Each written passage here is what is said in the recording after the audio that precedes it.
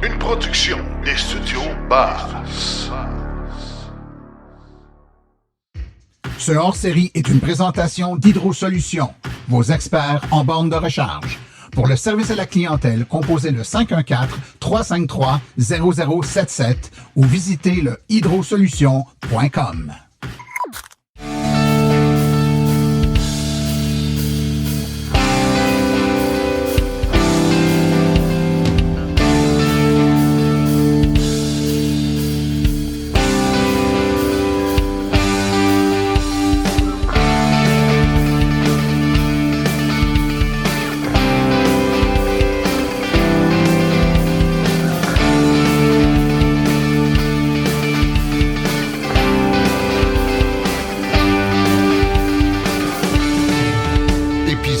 Hors série. Avec le beau temps, nous revient l'envie de sortir à l'extérieur, sortir pour marcher et faire du vélo. Et qui dit vélo depuis quelques années dit forcément vélo à assistance électrique ou vélo électrique de toutes sortes.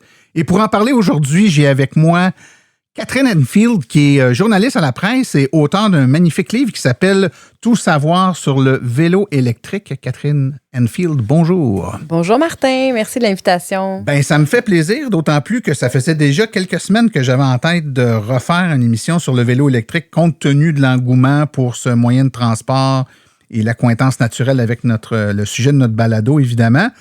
Et là, tout d'un coup, je suis mis en contact avec toi. On me dit, « Hey, es-tu au courant de ça? Catherine Enfield a écrit un livre sur le vélo électrique. » J'entre en contact avec toi, tu me fais parvenir ton livre. Je regarde ça, je dis, il faut parler de ça, cette affaire-là. Tout d'abord, félicitations. Merci. Magnifique livre, hein? Est-ce que c'est ton premier ouvrage? C'est mon premier ouvrage, oui. Ça fait presque 20 ans que je travaille à la presse, donc j'ai écrit beaucoup d'articles, mais c'est mon premier livre. Livre, oui. Oui. Ben, puis c'est pas un petit livre. Il y a 200 pages là-dedans, si je ne m'abuse, là? Ouais, c'est ça. J'ai pas eu beaucoup de vacances. J'ai pas eu beaucoup de vacances l'an passé, je confirme. Concentré là-dessus. Je vais te poser une question que je pose souvent à mes invités. Est-ce que tu conduis une voiture électrique ou non, toi? Non, je conduis pas de voiture électrique parce que je me suis jamais acheté de voiture de ma vie. J'utilise ça, c'est la meilleure réponse. J'utilise les vieilles autos de mes parents depuis que je conduis. Mais si j'avais à m'en acheter une, j'en achèterais une. Mais justement, j'essaie de... Tu recycles.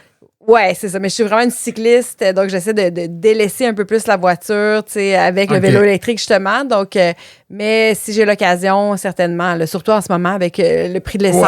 Oui, c'est pas drôle, hein? Ben, écoute, il fallait s'y attendre. On parle à une cycliste, tu te déplaces en vélo, bien entendu, puis il n'y a pas de mal à pas avoir d'auto électrique, surtout si tu dis, je recycle des vieilles autos, c'est encore mieux. Qu'est-ce qui t'a donné envie d'écrire un livre sur le le vélo électrique? Ben, en fait, on me l'a suggéré. C'est Pierre Lavoie, là, du Grand Défi Pierre Lavoie, qui a pensé à moi en discutant avec les Éditions de l'Homme parce qu'on avait collaboré quelques fois dans le passé. J'avais fait des entrevues avec lui au sujet du vélo assistance électrique. Il savait que je faisais du vélo assistance électrique. Donc, quand on me l'a proposé, j'ai immédiatement dit oui parce qu'il y a plein de choses à dire sur le vélo assistance électrique. Parce que j'avais envie de communiquer ma passion aussi pour le vélo électrique. J'adore faire du vélo assistance électrique. Donc, c'est pour ça. C'est là que ça vient.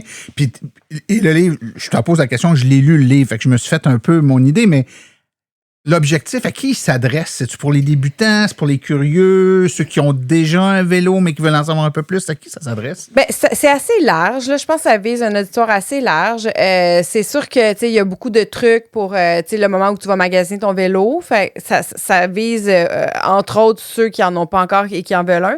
Mais ça vise aussi ceux qui en font déjà puis qui veulent avoir des conseils, notamment pour l'entretien de la batterie.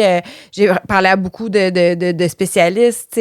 Donc, je pense que ça vise un auditoire assez large. Là. Okay. Mais ça ne s'adresse pas nécessairement aux super geeks là, comme de l'Association des véhicules électriques du Québec. Là, mais les gens d'association ne sont pas tous geeks. Oui, non, mais quand même. Ils m'ont aidé, mais voilà. Donc, mais monsieur, madame, tout le monde songe à s'acheter un vélo électrique, je pense que c'est un bon ouvrage qui résume assez bien l'ensemble du... Puis ça ne vise pas que les baby boomers non plus, qu'on associe beaucoup au vélo assistance électrique. Parce qu'on associe ça à... Oui, il y a aussi tout le côté vélo de montagne, les familles, comme c'est un peu mon cas aussi, c'est pour ça que j'ai commencé à faire du vélo assistance électrique, donc vélo cargo, donc ça a aidé à tirer des champs, bien entendu. avant d'entrer plus dans les éléments plus concrets là, de magasinage et tout ça, j'ai tendance à être plus philosophique. Là. Comment tu décrirais la place du vélo électrique par rapport au vélo régulier aujourd'hui? S'inscrit comment dans le portrait? Bien, en fait, c'est en croissance continue. En 2020, au Québec, là, selon les chiffres de Vélo Québec, il y avait déjà le quart des vélos vendus, c'était des vélos à assistance électrique. Il y en a certainement plus aujourd'hui. On va voir dans le fond, les données de 2025, 2026 bientôt. On suit la tendance de l'Europe, qui est comme 5 à 10 ans devant nous. Il y a des pays en Europe où ils ont passé le cap du 50 % là, donc plus de la moitié des vélos vendus aux Pays-Bas, en Allemagne, c'est des vélos à assistance électrique. Donc, c'est une vague. C'est une vague qui est en croissance ici au Québec, au Canada. Puis, c'est ça. Donc, c'est un phénomène qui est là pour rester, là, d'après moi. Là. Et quand on pense, par exemple, à remplacer un moyen de transport non actif comme la voiture, puis on se dit, je me mettrais peut-être à aller travailler en vélo, mais ça fait 10, 15 ans, 20 ans qu'on n'a pas fait pour la peine là, de vélo. Ça peut être une bonne idée de commencer par l'électrique parce que là, il y a une partie de l'effort que tu sous-contractes à ta batterie un peu. Hein? Oui, ben oui, c'est ce qui est vraiment formidable, je trouve, avec le vélo électrique, c'est que tu peux vraiment... tu as vraiment le contrôle sur l'assistance, sur l'effort que tu veux mettre. Tu sais, ça peut être très, très graduel. Tu sais, j'ai parlé à des gens dans le cadre de mon livre. J'ai fait une dizaine de portraits dans mon livre sur des utilisateurs de vélos à assistance électrique. Puis il y en a beaucoup qui se sont remis en forme, qui partaient de zéro. Puis qui, tu sais, avec l'assistance au maximum, puis que tranquillement, ils ont refait leurs muscles des cuisses, tu sais, tranquillement, ils ont refait leur cardio. C'est ce qui est vraiment très cool, c'est que ça peut être graduel, que tu as le contrôle sur l'effort que tu veux mettre. Tantôt, tu as dit, c'est pas juste pour les baby boomers, puis je trouve ça le fun que tu dises ça, parce qu'effectivement, c'est le réflexe qu'on a d'avoir ça en tête. C'est un vélo pour les personnes plus âgées qui vont recommencer à faire du vélo.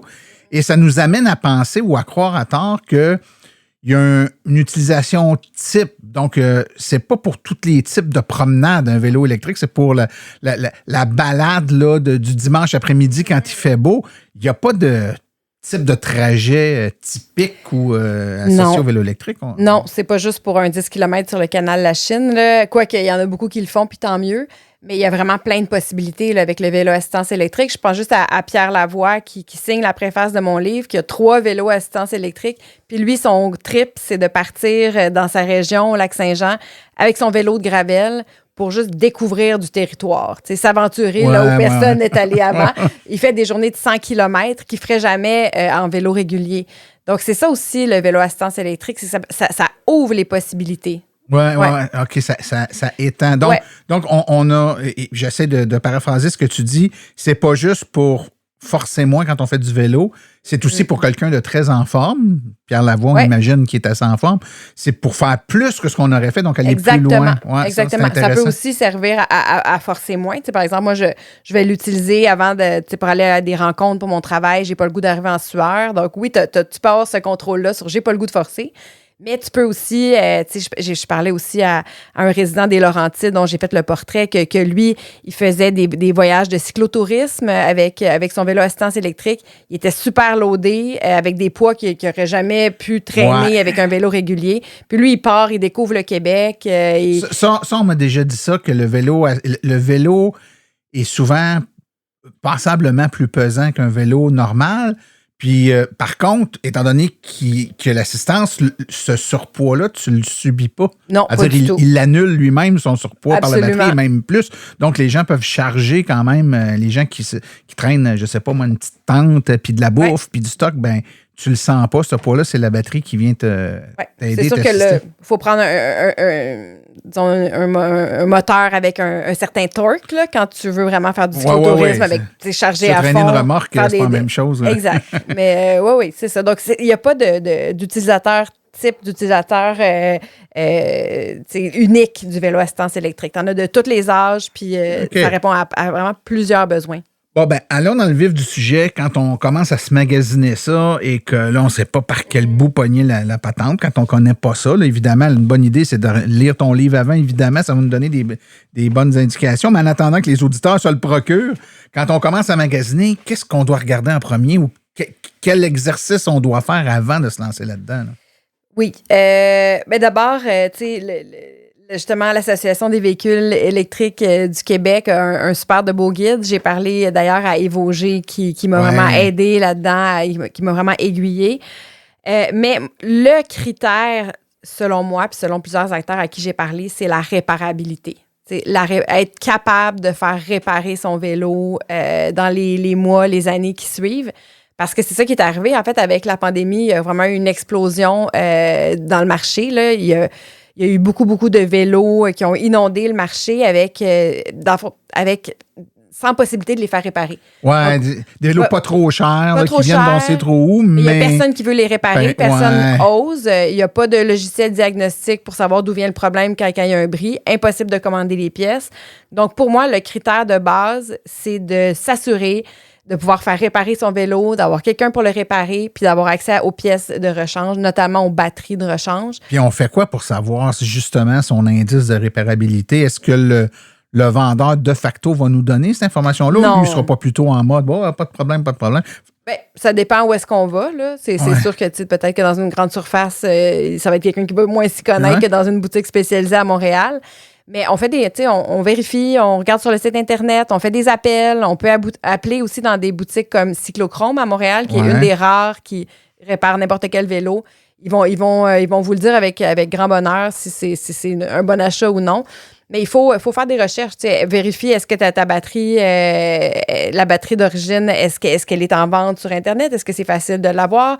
Appelle le fabricant pour savoir si, s'il te répond. Il y en a qui répondent juste pas, c'est mauvais signe. Ouais. Donc, idéalement, choisir un fabricant établi, qui existe depuis plusieurs années, qui est là pour rester. On peut aussi poser des questions. En fait, on t'en a parlé tantôt un petit peu, Catherine, là, la page Facebook Vélo électrique Québec, là, tu parlais de Yves Auger puis tout son groupe là, qui ont fait un travail extraordinaire. Il y a une belle communauté. Ils sont rendus 54 000 membres sur la page. C'est fou, hein? Écoute, c'est avec quelques milliers de membres tout au plus il n'y a pas si longtemps. Moi, j'étais une des premières, là, en 2019. Moi, je les suis.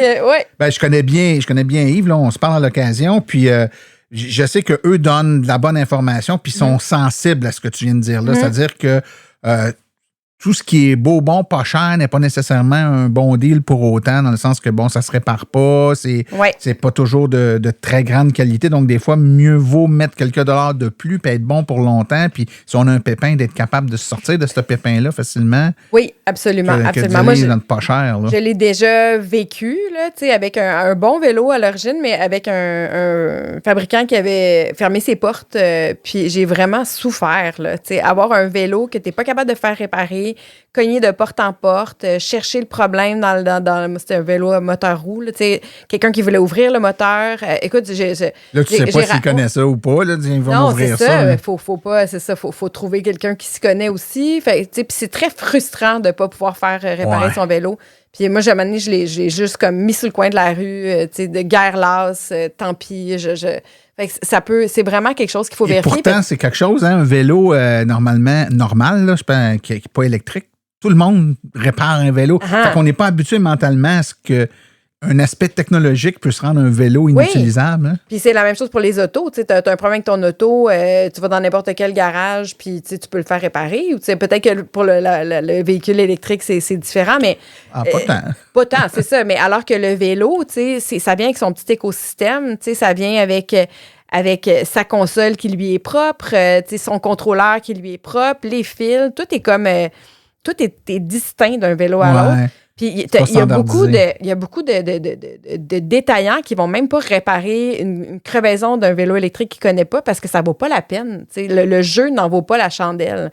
Parce que moi je l'ai vécu. Si c'est un modèle cheap, par exemple, puis en faisant la réparation, mettons un moteur roue ils dépluguent des fils et quand ils leur pluguent, le vélo ne marche pas, ça ne vaut pas la peine pour 30 piastres, 20 piastres de prendre le risque après ça de remettre un vélo qui ne fonctionne pas au client. T'sais. Donc, ça peut être vraiment très difficile de faire réparer un vélo. Fait que bien magasiner son magasin. C'est ça que ça veut dire, puis d'acheter des modèles de qualité. Tu as parlé rapidement de moteur roue. Là, je ne veux pas qu'on entre trop dans les détails techniques, mais il y a différents types de moteurs. Il y en a dans le pédalier, il y en a dans les roues. Ouais. C'est quoi les différences? Puis qu'est-ce que ça change? Là? Pourquoi on devrait prendre l'un plus que l'autre? Ben, en fait, le modèle le plus réputé, si tu veux, c'est le modèle pédalier. Là. Donc, le moteur est vraiment au centre du pédalier. Dans le fond, le poids est mieux réparti. Mais c'est sûr que le moteur pédalier, c'est celui qui est plus réputé. Là. Il est situé dans le pédalier. Donc le moteur est au centre du pédalier. Au centre du vélo, entre les deux pédales, carrément. Puis, dans le fond, il transmet la puissance mécanique directement dans la chaîne du vélo, qui fait ensuite tourner la roue arrière. Tandis que le moteur roue, qui est l'autre modèle là, de vélo, alors là, le moteur est carrément au centre de la roue, soit avant, mais plus souvent arrière. Puis, dans le fond, c'est ça. Puis là, dans ce cas-là, c'est vraiment le moteur qui fait tourner la roue indépendamment du pédalier. Ouais. Donc, il y a moins de lien entre l'effort que le cycliste met. Parce que je pense qu'un moteur pédalier, il peut détecter soit la vitesse ou la force que tu pousses dedans. Hein? En fait, c'est ça. Disons, ça, c'est le capteur. Ouais. C'est un paramètre différent, mais comme généralement, le moteur pédalier va être doté d'un capteur de couple. Oui, ce qu'on appelle du torque. Là, donc, c'est avec quelle force on pousse pour faire tourner les pédales. Le moteur va dans la batterie va donner du jus en fonction de la puissance, de la façon que plus que tu pèses sur les pédales, plus que tu vas avoir du jus. Plus tu forces pour faire tourner le pédalier, plus l'assistance embarque. Oui, donc ça fait dans le fond un pédalage plus naturel. Ouais. Puis le moteur roue est plus associé, quoique pas seulement. Tu as aussi des capteurs de couple sur les moteurs roues, mais le moteur roue va être associé de façon habituellement là, aux capteurs de cadence. Puis les capteurs de cadence, en fait, c'est des paliers de vitesse. Okay. Donc, niveau 1, ça fournit X watts pour... Plus tu pédales vite, il ajuste la force en fonction de la vitesse à laquelle tu fais avancer le vélo. Le capteur de cadence, c'est vraiment des paliers de vitesse. Donc, tu sais, le niveau 1 va être, mettons, à 10 km/h, niveau 2, 20 km/h, puis il va te donner une puissance en fonction du palier que tu choisis. OK. Alors que le couple va être vraiment plus naturel. C'est en fonction de ton effort et non pas en fonction de ta vitesse. Exactement. Mais on trouve des modèles, dont le mien, qui est un modèle de vélo à moteur roue avec capteur de couple. Donc, ça existe quand même. Les deux existent. Pour bien comprendre, pour les gens, essaie de bien nous comprendre cette espèce de parallèle-là entre la force et la vitesse. En fait, c'est que si, par exemple, tu es en train de monter une côte très abrupte, la probabilité est très grande que tu ne rouleras pas vite, mais pourtant, tu vas forcer pour monter. Alors là, si tu es en train de forcer et que tu as un capteur de couple, il va détecter que tu forces et il va t'assister plus. C'est pas une question de vitesse, c'est une question de comment tu forces sur le pédalier. Donc, pour monter des côtes, quand tu as un capteur de couple, ça doit être pas mal efficace, j'imagine. Mais je pense que ça peut l'être aussi avec un capteur de vitesse. Là. Je pense pas que c'est plus le torque du moteur là, en newton-mètre qui va faire la différence. Mais c'est juste plus naturel. Tu as l'impression d'avoir des jambes hyper puissantes avec un capteur de couple. Puis capteur de cadence, des fois, tu vas être un peu... tu peux le mettre, par exemple, démarrer à 5, là, démarrer au maximum, puis là, tu vas vraiment, comme tu as l'impression que quelqu'un te tire. Tu pédales un petit peu, puis tu vas vraiment vite. Catapulté. Oui, c'est ça.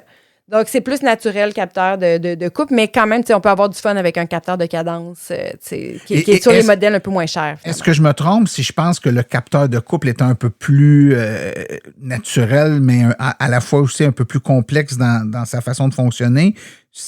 C'est pas les plus économiques, c'est les modèles plus bas de gamme vont plutôt être à capteur de vitesse, alors que les... Oui, disons, en entrée de gamme, c'est surtout du capteur de cadence. Il faut payer un peu plus cher pour le capteur de couple. C'est à peu près comme selon justement le guide de l'Association des véhicules électriques du Québec, on parle à peu près de 2500, 3000 que ça commence pour ton vélo, là, des capteurs de couple. Donc, c'est un peu plus cher. C'est plus agréable. T'sais, pour avoir essayé les deux, justement, avec Yves Auger, c'est plus naturel, c'est plus agréable. Mais tu peux quand même avoir du fun avec un capteur de cadence. Ah, tout à fait. Mais moi, c'est ce qui m'a surpris la première fois avec un capteur de cadence, c'est que tu démarres, puis tu t'attends pas à... Tu as l'impression que quelqu'un qui, tu sais, t'es catapulté par en avant. C'est même, à la limite, les premières fois, c'est, je dirais pas dangereux, mais en tout cas, il faut que tu sois attentif parce qu'on n'est pas habitué à ce que le vélo soit plus agressif que l'agressivité qu'on met nous-mêmes dedans. Effectivement. Mais ça dépend, encore là, ça dépend de la programmation aussi. Oui, il y a des réglages, bien entendu. Il y en a qui sont plus graduels, puis dans le capteur de cadence aussi. Là, donc, donc, dans un vélo électrique, comme dans d'autres véhicules électriques, là, les éléments technologiques... Dans une voiture, je vais te parler de ce que je connais le plus. Tu as comme 3 éléments technologiques. Tu as le moteur, on vient d'en parler, en parlant du moteur, soit dans le pédalier ou dans la roue. Tu as évidemment la batterie qui alimente ce moteur-là et tu as toujours un aspect de contrôle électronique, donc un genre de petit ordinateur là, qui va gérer à la fois la recharge, la décharge de la batterie, puis la façon dont l'énergie de la batterie est transférée au moteur. Bon, c'est les 3 éléments technologiques généralement. Donc, dans le vélo, on a parlé, donc, au niveau du moteur, que les 2 grandes technologies, c'est le moteur dans la roue, le moteur dans le pédalier. Oui. Si on parle de la batterie maintenant, y a-t-il des aspects auxquels on doit faire attention pour ce qui est de la batterie? Ne serait-ce que la capacité en termes d'énergie qu'on peut mettre dans la batterie, c'est en fonction de la distance qu'on veut faire, puis sans la charger. C'est sûr que c'est un élément à regarder, là, les watt-heures, finalement, de la batterie, sa capacité énergétique. Mais maintenant, tu sais, c'est comme tout le monde veut une grosse batterie, mais c'est pas tout le monde qui a nécessairement besoin d'une grosse batterie non plus. Il faut savoir qu'une comme les autos, c'est le fun, oui, c'est ça, le range anxiety. Oui, c'est ça. T'as la même chose dans le vélo. Oui, mais tu peux encore pédaler, j'imagine, quand t'as plus de batterie, sauf que ça peut être lourd à pédaler. Ça peut être lourd. Quoique ça dépend des modèles. Tu as des vélos de route où ça paraîtra même à peine que tu as un moteur puis une batterie, tellement ils peuvent être quand même légers, là. Mais oui, effectivement, si tu veux faire des longues randonnées avec ton vélo, t'es mieux d'aller te chercher une batterie là, de 750 Wh, 1000 Wh. C'est quoi les tailles là, typiques? Là? Une petite, c'est quoi? Puis une grosse, c'est quoi, mettons? Ben, ça va à peu près de 250-300 Wh jusqu'à 1000 et plus. Là. Donc, tu as quand même une grande variabilité de capacité énergétique, mais il faut savoir que plus ta batterie elle a de capacité énergétique, plus elle est lourde aussi. T'sais. Quoique là, les fabricants travaillent beaucoup, notamment dans le vélo de montagne, pour diminuer le prix de la rendre ça plus léger. Mais je pense que l'idéal avec la batterie, là, avant de regarder sa capacité et tout, même si c'est ce qui nous intéresse tous, là, c'est vraiment de vérifier aussi si elle est certifiée. C'est pas les mêmes réglementations. Il y a un flou juridique en ce moment pour les batteries, pour les vélos électriques. Donc, c'est pas Transport Canada qui gère ça comme c'est le cas de l'automobile. Donc, je pense que la première chose à éviter, c'est vraiment d'acheter des batteries cheap, aftermarket, non certifiées. Mais si on va dans une boutique spécialisée puis qu'on achète un vélo d'une marque connue, entre guillemets reconnue, normalement, la batterie qu'ils nous fournissent avec, pas nécessairement. On peut conclure qu'un... Non, pas nécessairement, parce que ça coûte cher, là, faire certifier une batterie. Il faut faire du volume. Donc, non, il y a des grandes compagnies là, que, Bosch, c'est tout certifié. Là, des gros noms, c'est certifié. Mais les plus petits joueurs, c'est pas nécessairement. Mais de plus en plus, par contre, là, mais on peut trouver en boutique des vélos aux batteries qui sont pas certifiés. Et quand elles sont certifiées, il y a un logo, est-ce qu'il y a une façon d'être sûr que ça l'est quand on l'achète? Oui, ben faut vérifier le nom des grandes agences de certification. Tout ça, là, Exactement. De UE 2271. Il y a un an à peu près, j'avais ici le chef de la formation, responsable de la formation pour le service des incendies de Montréal. Puis, je voulais qu'on parle de feu de voitures électriques, de batterie, parce que, bon, c'est le monde et ça nous parle tous les feux de batterie. Puis, ma première question à lui, c'est j'aimerais ça qu'on parle du problème des feux de batterie. Puis, il me dit, quel problème? Que c'est, Il dit, c'est parce qu'il n'y en a à peu près pas, Martin. Il dit, j'en ai pas vu beaucoup dans ma vie. Il dit, notre problème, les pompiers, c'est pas les feux de batterie d'auto, c'est les vélos puis les trottinettes. Puis il dit, pour 2 raisons. La première raison, c'est que beaucoup de batteries pas certifiées, exactement comme tu viens de me dire. Puis je pense que c'est encore pire dans le monde de la trottinette, parce qu'une trottinette, c'est petit, ça se commande par Internet. Et l'autre affaire, c'est que c'est des appareils petits, faciles à transporter, mais coûteux. Donc, les gens, ils arrivent à la maison, puis à Montréal, là, ils montent, puis ils les installent dans le salon. Mais c'est ça. Quand ça prend feu, ça prend feu dans le salon, dans les planchers en bois franc, les draperies à côté, puis la maison passe au feu, alors que l'auto, elle est dehors dans la rue quand elle brûle, donc elle ne fait pas brûler. Effectivement. Fait qu'il dit, nous, le gros problème, c'est les trottinettes puis les vélos. Fait que là, tu corrobores en disant, faites attention, c'est pas toujours des batteries de qualité. Effectivement. Mais bon, il faut relativiser aussi. Là, j'ai demandé les chiffres exacts au service sécurité incendie de Montréal, puis c'est quand même une poignée par année là, de feux, de vélo, trottinette, vélo, là, juste vélo, c'était pas énorme. Il y avait des feux de cellulaire, de téléphone cellulaire aussi. Faut relativiser, mais moi, j'ai suivi beaucoup de dossiers. Là. Il y a un chapitre qui est consacré à la batterie parce qu'effectivement, ça fait peur. À New York, notamment, il y a eu des décès. Il y a eu des événements spectaculaires. À Toronto, il y a eu un incendie dans un wagon de métro. Là. Donc, maintenant, c'est d'ailleurs interdit dans les services de transport. Même à Montréal, tu peux pas amener ton vélo électrique depuis ces événements-là. Mais il faut savoir que ça concerne beaucoup les vélos bas de gamme. Là, tout à fait. C'est presque uniquement des vélos bas de gamme. Exactement. Et quand ça ne concerne pas les vélos bas de gamme, ben, c'est souvent des pratiques problématiques. Par exemple, recharger sa batterie avec le mauvais chargeur.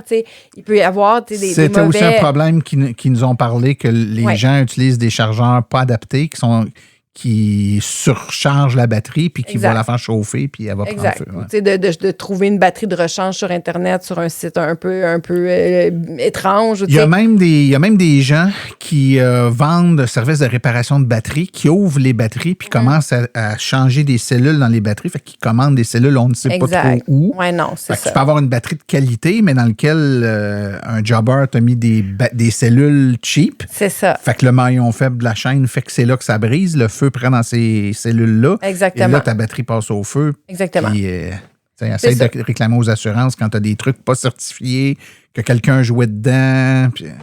C'est ça. Moi, j'avais regardé un rapport qui avait été commandé par le gouvernement britannique. Là. Il y avait eu beaucoup de feux comme ça à Londres. Là. C'est souvent des livreurs qui travaillent sur des vélos assez cheap. Là, c'est ça.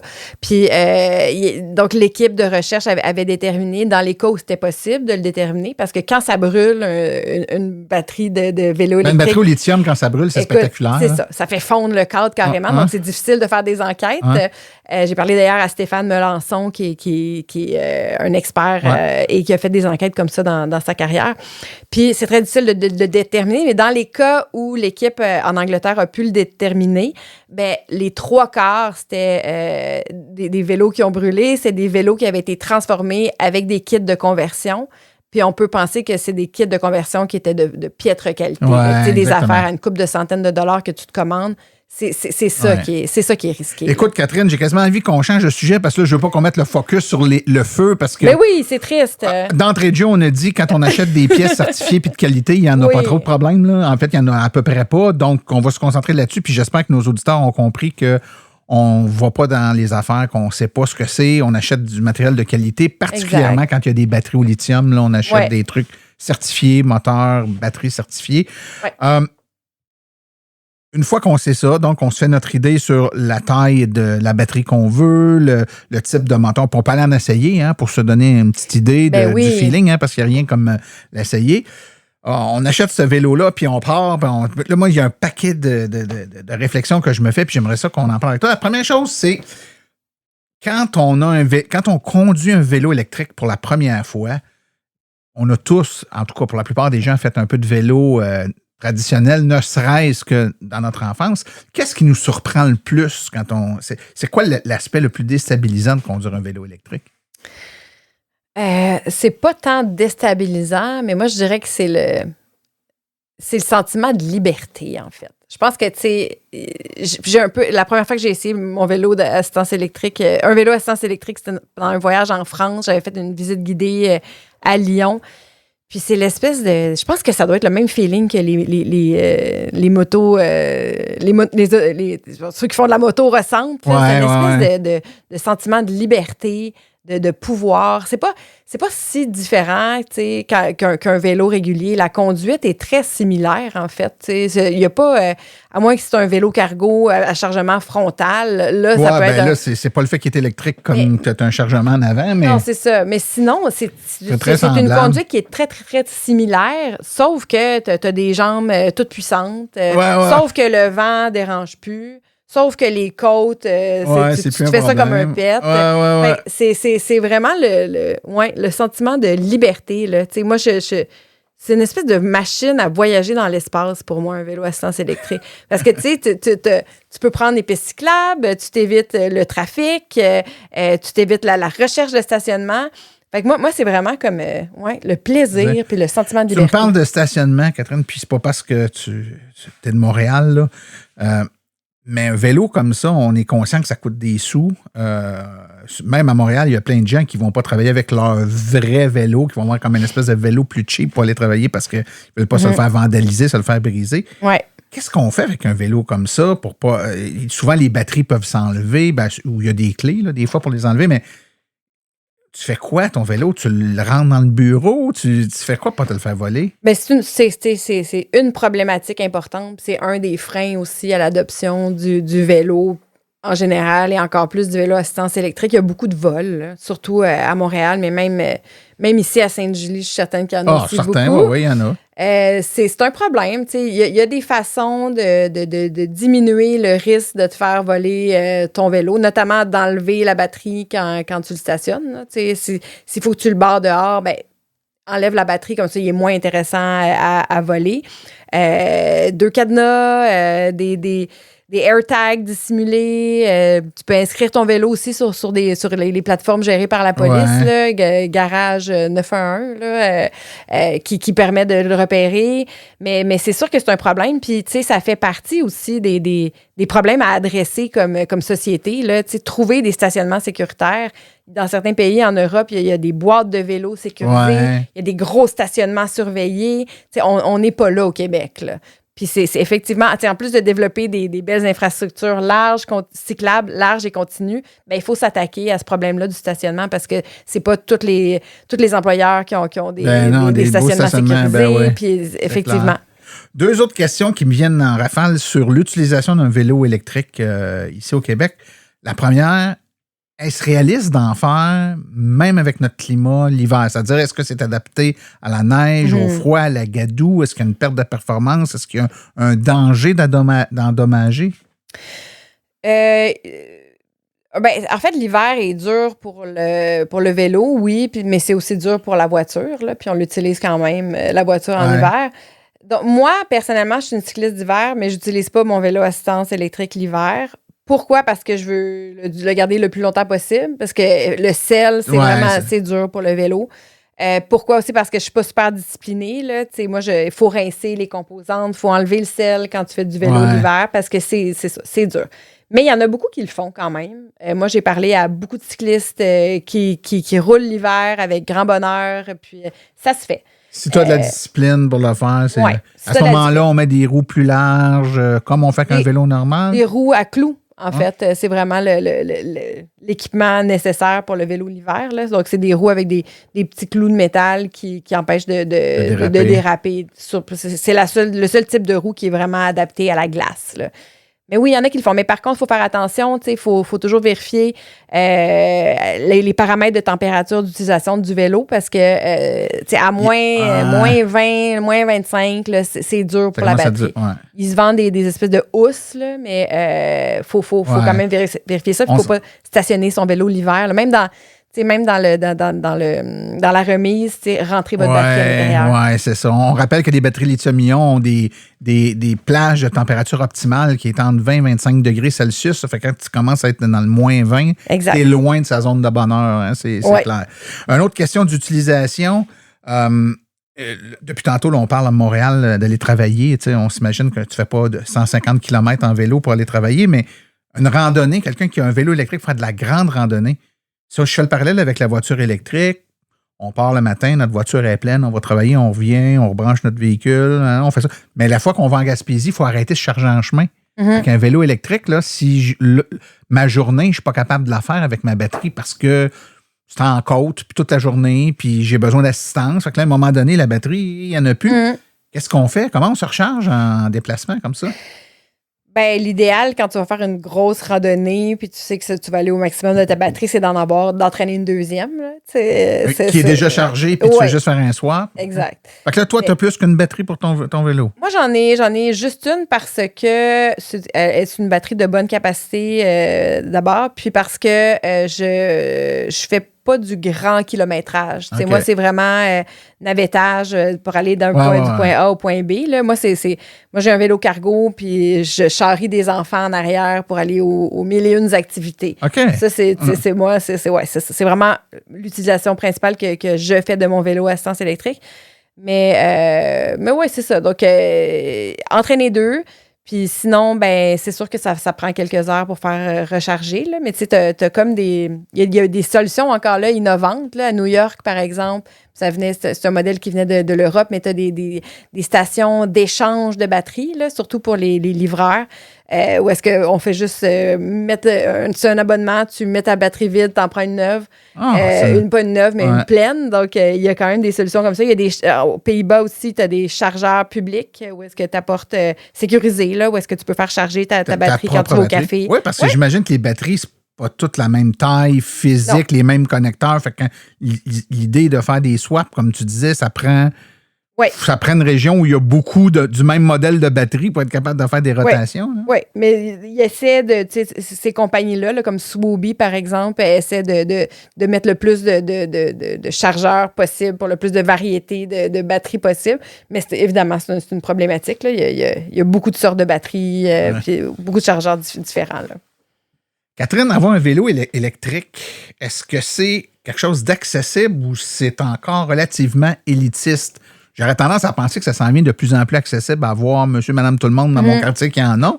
Mais il y a quelques années, encore à peine, c'était comme... ils se faisaient presque regarder de haut, les gens qui avaient des vélos électriques. Est-ce que c'est rendu abordable? Est-ce que c'était accessible là, autant en termes de disponibilité qu'en termes monétaires? De prix. Ouais. J'aimerais ça te dire oui, mais la réponse est probablement non. C'est cher. C'est cher, un vélo à assistance électrique. Un vélo régulier, c'est à peu près 1 000 $, t'en as un bon. Vélo électrique, il faut que tu mettes un 2 500, 3 000. Donc, effectivement, les études le montrent aussi. Là, les propriétaires de vélos à assistance électrique sont assez bien nantis, généralement. C'est pour ça, d'ailleurs, que, par exemple, en Colombie-Britannique ou en France, pendant longtemps, il y a eu des subventions pour aider les ménages aux revenus les moins élevés d'acquérir un vélo électrique. Ouais. Mais on n'a pas ça au Québec. Ça devrait être, selon moi, subventionné. Tout à fait. Mais ça reste un produit qui est cher. Mais en même temps, tout est relatif. Oui, si tu n'achètes pas d'auto parce que tu as ça, c'est exact. un bon deal. Écoute, Équiterre a fait le calcul. Là, quand tu changes une auto pour un vélo, là, c'est des économies de 7 000 $ et plus par année. Donc, ça vaut la peine financièrement. Oui, clairement. Quand ça change, quand tu changes quand tu te débarrasses d'une voiture pour ça, là, c'est très payant. Oui, mais plusieurs te diront que ce raisonnement-là s'applique relativement bien quand tu habites Montréal, peut-être un peu moins bien quand tu habites en Abitibi. C'est vrai. Ou, oui. Ben oui, c'est sûr.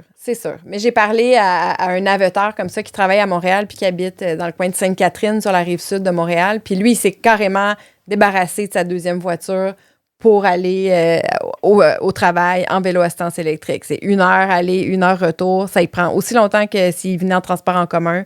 Donc, ça multiplie le rayon d'action du vélo. Oui. Ça devient réalisable, ce que ça serait difficilement... Ouais.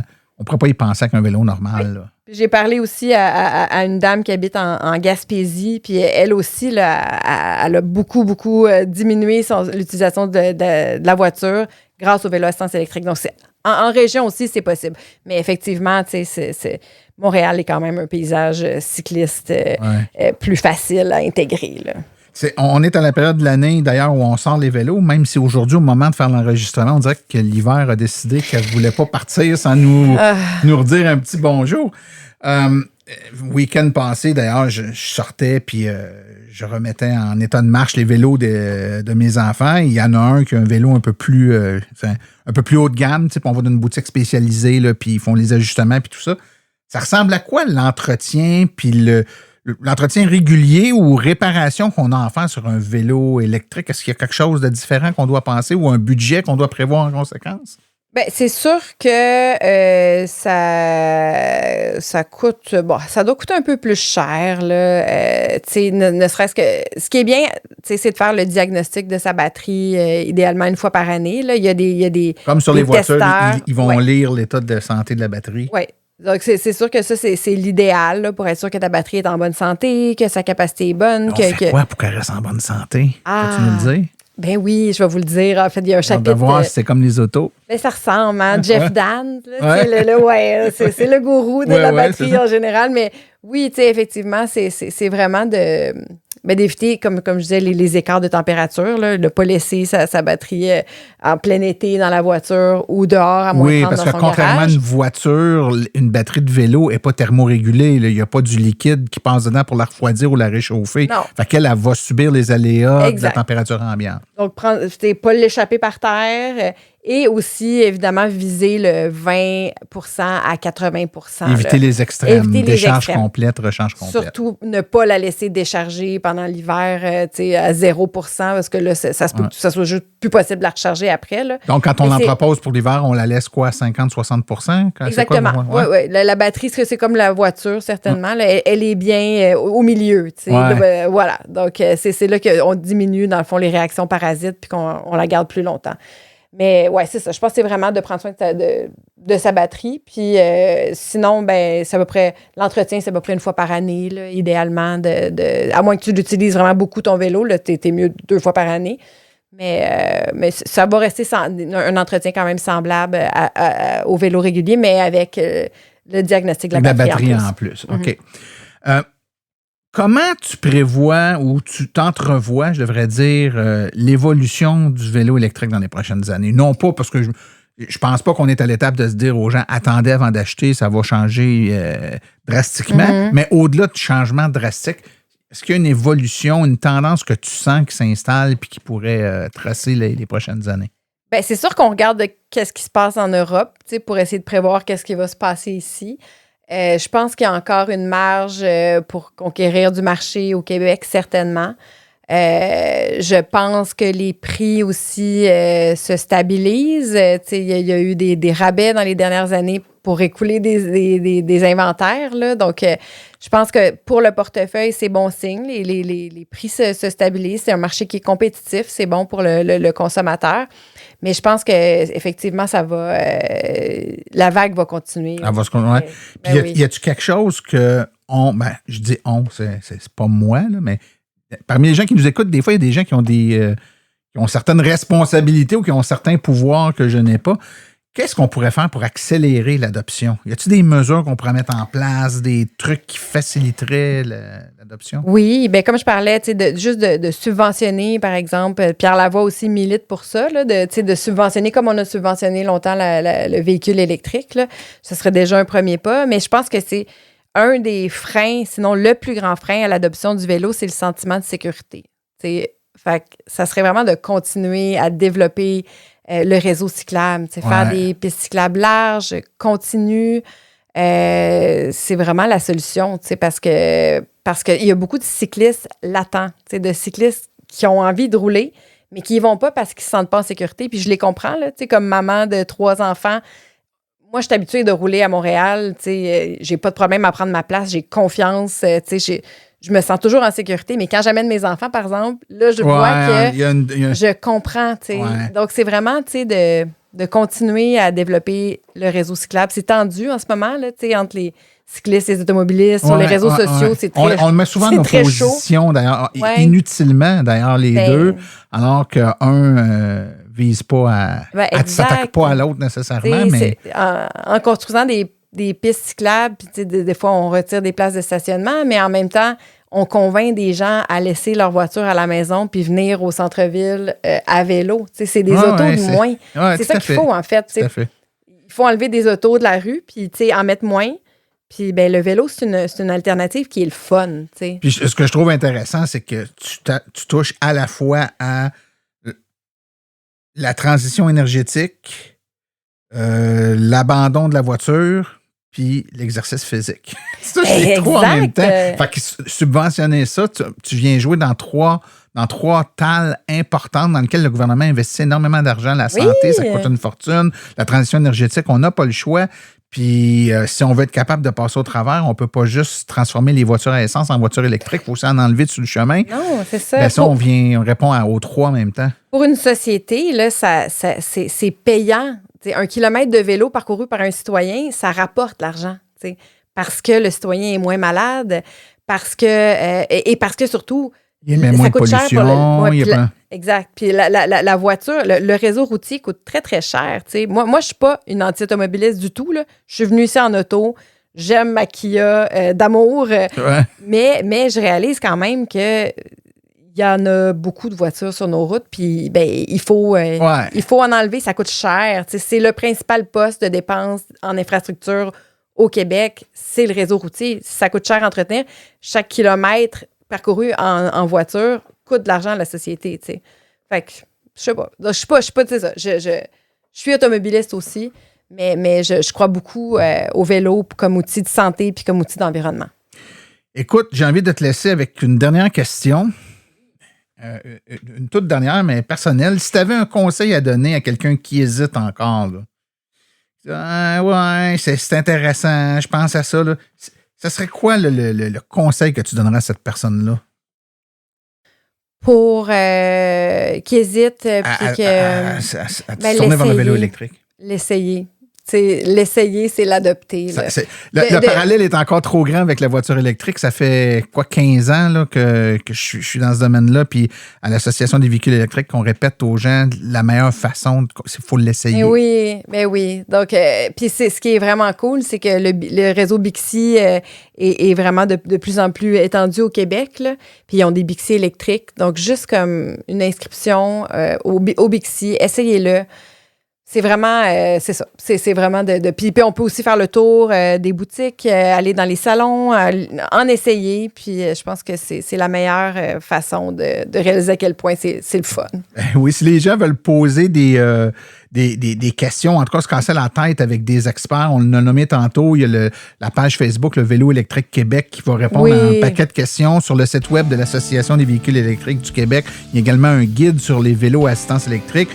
Mais je conseille à tout le monde de se procurer le livre « Tout savoir sur le vélo électrique ». Catherine Enfield, merci beaucoup de ta présence aujourd'hui. Merci Martin de l'invitation. Ça m'a fait plaisir.